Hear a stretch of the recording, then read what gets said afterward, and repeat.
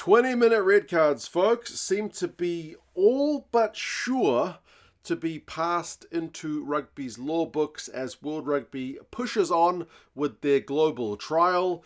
We'll go through their latest update, which they have announced, which will see more competitions using 20-minute red cards. We will reiterate what the actual rules are with the 20-minute red cards, because I still feel like there are a few people who aren't kind of 100% sure on how they work.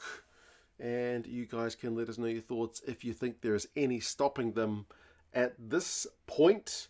Remembering 20-minute red cards means players, especially ones who are doing not deliberate or highly intentionally kind of dangerous acts, can be shown a red card, which sees that player leave the field, and they can be replaced after a 20-minute period. The player themselves cannot come back onto the field because they are gone burger. So it's not like a yellow card where you can come back. It is still a permanent removal from the game for that particular player, and they still have to go through the off-field disciplinary process after the game. That's the old 20-minute red cards, which I feel like could have been called orange cards because that might have alleviated some of the confusion around these things, because remember, the referees still have the option to give guys a full red card, which is the kind of current term for the damn things, even if it's the same color. If a guy, punches someone or does something ridiculously dangerous, what do they call it? Deliberate, highly dangerous play, that kind of stuff, you can still get given the old school red card where you are gone and you cannot be replaced. Thuggery or deliberately trying to injure a player, that kind of thing, still can be punished. So despite the fact that the cards are the same color, the result can be different depending on which one the referee deems appropriate at the time. So I think a lot of the concern around 20-minute red cards when they were first bandied about was that we would see guys being more reckless, deliberately trying to injure each other. I never personally bought into that because I don't think any player particularly wants to get themselves sent off for 20 minutes. I don't think they want to be banned for weeks potentially after the game is played, but there was some concerns about that. Obviously, we've seen 20-minute red cards in Super Rugby for a long time, and I don't think we saw a particular uptick in dangerous play. And more recently, we've seen it kind of in the Autumn Nations series and the Six Nations this year. Rugby Championship has obviously had it. So we've seen a few competitions using 20-minute red cards.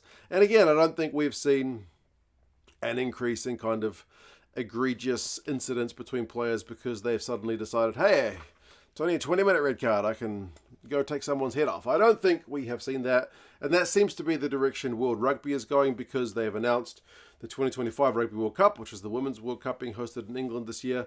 That is going to use 20-minute red cards, which will be interesting because the last few World Cup finals, be they men's or women's, have seen full red cards in the finals, so potentially reducing some of the controversy around finals for the World Cups. And then the Under-20s Championship is also going to use 20-minute red cards. Not reported by World Rugby, but reported by Rugby Pass, which is owned by World Rugby.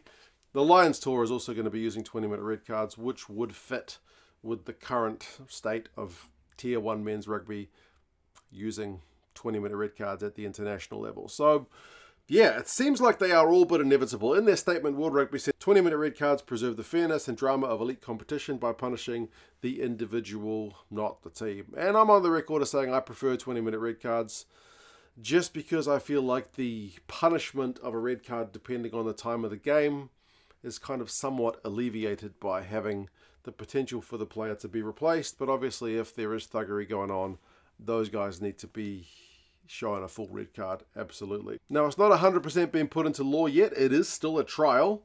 It takes a while before they can make any full changes to the laws of the game, but it does seem inevitable to me that they are going to make the change before they approve it permanently, but they are going to keep monitoring the data to kind of balance out their point of preserving the fairness and whatnot of the game. They did mention the kind of player safety element. They said player welfare is non-negotiable.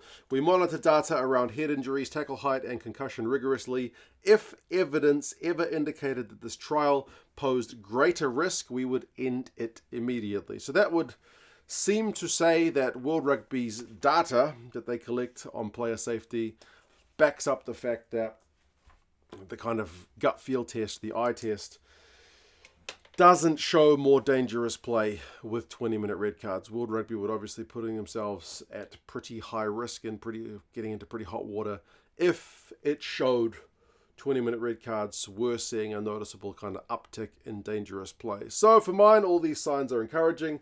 I do feel like the initial resistance to 20-minute red cards, which was pretty fiery at times, has kind of died down a bit as people have seen the cards in action. But you guys let us know your thoughts. Do you still oppose 20-minute red cards if you were an opponent of them? Have you kind of changed your tune, or are you, like me, pretty happy with the way 20-minute red cards run? I still watch competitions which have the old system, and it is a little bit jarring sometimes when I see full-on red cards. But yeah, you guys let us know your thoughts, and talk to you guys again soon. See you later.